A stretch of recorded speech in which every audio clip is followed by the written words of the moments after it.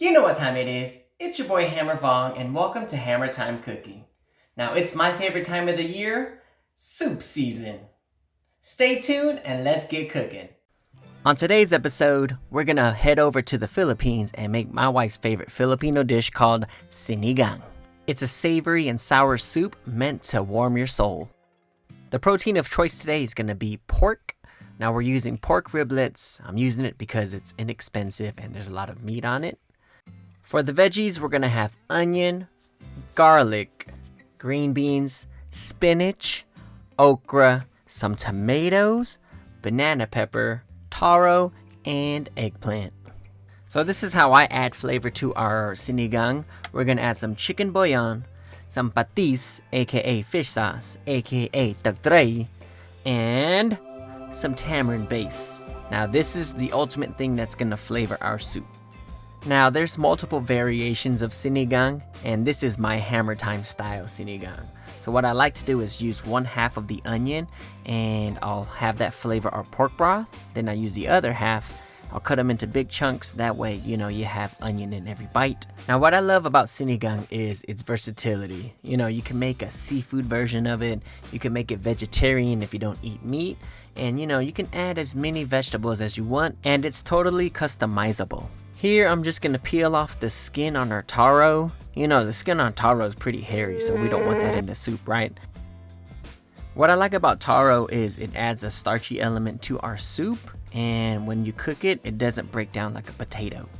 It holds its shape and it really absorbs the soup base. So I didn't make it to the Asian market, so I couldn't find any snake green beans, but regular green beans will be okay. Now we'll cut up our tomatoes into quarters, and it's gonna add some natural sweetness and acidity to our soup. Now that the food prep's all done, let's make our broth. So anytime I make a stock or soup, I always parboil my meat. Reason why I do this, it's to create a clean broth, and it also gets the meat nice and tender.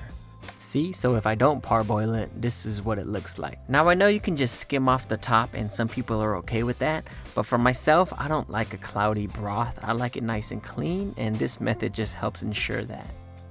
Now we just rinse off the pork neck bones and riblets, and now we'll add more water to the pot, and this is where we really start creating this pork broth.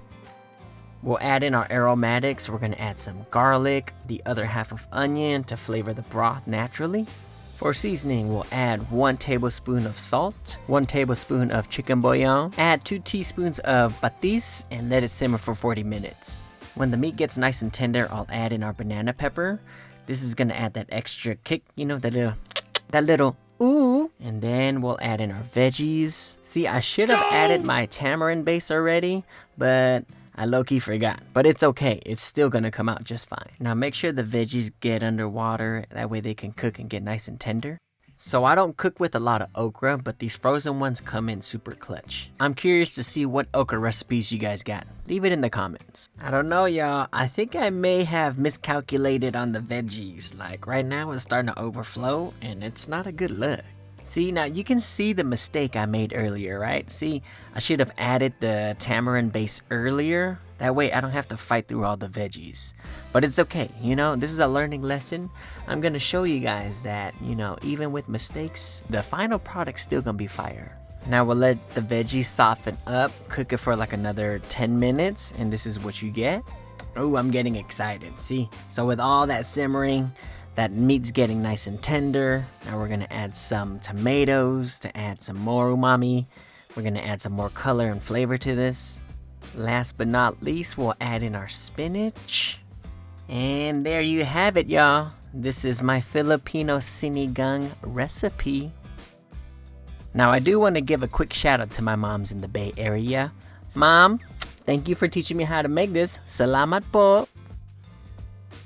Now there's nothing better than hot soup on a cold day. Oh yeah, now here's my favorite part, the taste test. Oh yeah, look at that. Look how, you see how tender it is? It just falls off the bone. Dig in with some rice.